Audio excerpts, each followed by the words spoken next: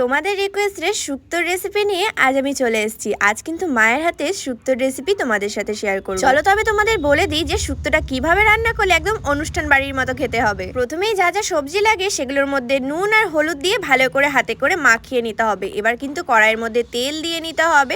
কড়াইয়ে তেল দিয়ে কিন্তু একে একে সব সবজিগুলোকে ভেজে নিতে হবে। দেখো প্রথমে আলু ভেজে নিলাম, তারপরে উচ্ছে ভেজে নিলাম, তারপরে সিম, তারপরে পেঁপে, একে একে কিন্তু সব সবজিগুলোই ভেজে নিতে হবে। দেখো পেঁপে ভাজা হয়ে গেছে, এরপর গাজর দিয়ে দিয়েছি, তারপরে দিয়ে নিয়েছি হচ্ছে মূলো।